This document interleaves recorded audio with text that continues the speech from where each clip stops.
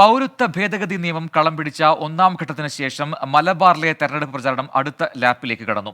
രാഹുൽ ഗാന്ധിയുടെ വരവോടെ ദേശീയ പ്രാധാന്യം ലഭിക്കുന്ന മലബാറിലെ പോരാട്ടത്തിൽ മുന്നണികൾക്കായി വിവിധ ദേശീയ നേതാക്കൾ പ്രചാരണത്തിനായി എത്തും. പൗരത്വ പ്രചാരണത്തിൽ ഉൾപ്പെടെ പുതിയ രാഷ്ട്രീയ നീക്കങ്ങളും സജീവമാകും. പൗരത്വ വിഷയത്തെ ചൊല്ലിയുള്ള ആരോപണ പ്രത്യാരോപണങ്ങളാൽ സജീവമായിരുന്നു മലബാറിലെ ആദ്യഘട്ട പ്രചാരണം. LDFനായി മുഖ്യമന്ത്രി തന്നെ കളത്തിലിറങ്ങി. ന്യൂനപക്ഷ വോട്ടുറപ്പിക്കാൻ മുന്നണികൾ പല തന്ത്രങ്ങൾ പയറ്റി. മതസാമുദായിക സംഘടനകളുടെ പിന്തുണക്കായുള്ള ഓട്ടവും ഇതിൻ്റെ ഭാഗം.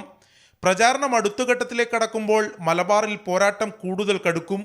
ദേശീയ പ്രാധാന്യം കൽപ്പിക്കപ്പെട്ട വയനാട്ടിലേക്ക് രാഹുൽ ഗാന്ധി എത്തുന്നതോടെ അതിൻ്റെ പ്രതിഫലനം മലബാറിലാകെ ഉണ്ടാകുമെന്നാണ് UDFന്റെ കണക്കുകൂട്ടൽ.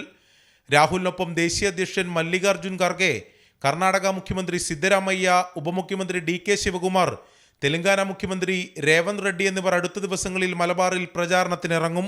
രാഹുലിന്റെ വരവോടെ പൗരത്വ വിഷയം കേന്ദ്രീകരിച്ചുള്ള പ്രചാരണത്തിൽ മേൽക്കൈ നേടാനാകുമെന്ന പ്രതീക്ഷയിലാണ് UDF. ഇടതുമുന്നണിക്കായി മുഖ്യമന്ത്രിക്കൊപ്പം CPIM general secretary Sitaram Yechury, CPI general secretary D രാജ, CPIM പോളിറ്റ് ബ്യൂറോ അംഗം വൃന്ദ കാരാട്ട് തുടങ്ങിയ നേതാക്കൾ വിവിധ മണ്ഡലങ്ങളിലെത്തും.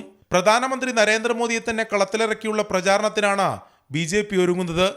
കോഴിക്കോട്ടെ പ്രധാനമന്ത്രിയുടെ പരിപാടി സംബന്ധിച്ച് ഈ ആഴ്ച തീരുമാനമാകുമെന്നാണ് സംസ്ഥാന നേതൃത്വത്തിന്റെ പ്രതീക്ഷ. K സുരേന്ദ്രന്റെ പത്രികാ സമർപ്പണം ഉൾപ്പെടെ വിവിധ പരിപാടികളിൽ കേന്ദ്രമന്ത്രി സ്മൃതി ഇറാനി പങ്കെടുക്കും. മലബാറിൽ ദേശീയ നേതാക്കളെ അണിനിരത്തി പ്രചാരണം കൊഴുപ്പിക്കാനാണ് BJPയുടെയും നീക്കം. 24 കോഴിക്കോട്.